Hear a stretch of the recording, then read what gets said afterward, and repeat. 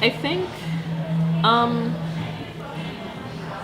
I think the most, I think the one that affected me emotionally the most was uh,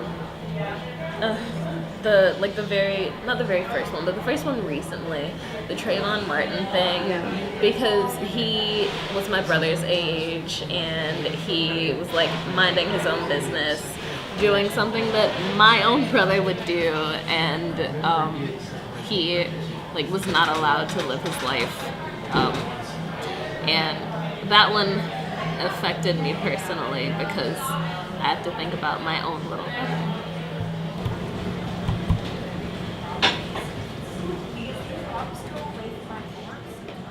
Girlfriend lives in a pretty nice upscale neighborhood in this area in Shandon, and a lot of times people see me outside, and if I'm not with my dog, they're kind of staring at me, question me, ask me kind of what I'm doing, or if they can help me, which is a polite way of going like, "What are you doing here? What business do you have being here?" Which is pretty strange. And then when I speak, I guess because they assume because I'm articulate and I'm well spoken, and because of my vocabulary, they're like, "Oh, okay. Well, then you must be doing something in this area. And oh, how nice to meet you." And they're immediately disarmed by it, which is, appalling to me, particularly. It was this weird, I guess, duality to it because people of my own culture tell me, I talk white, which is insulting to them and to me because what speaking properly equates or is associated with being white. It's characteristic of whiteness.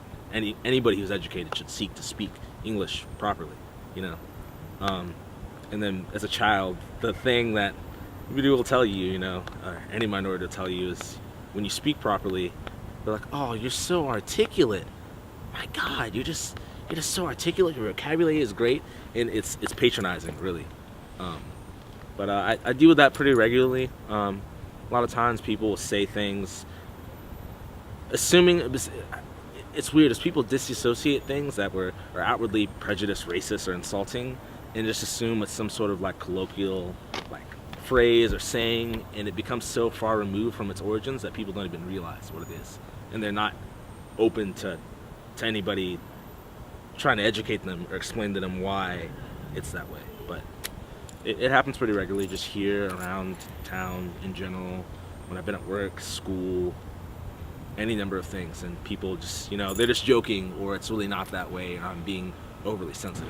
That is actually one of the biggest things when it comes to how you experience discrimination today, as a black man, as a black woman.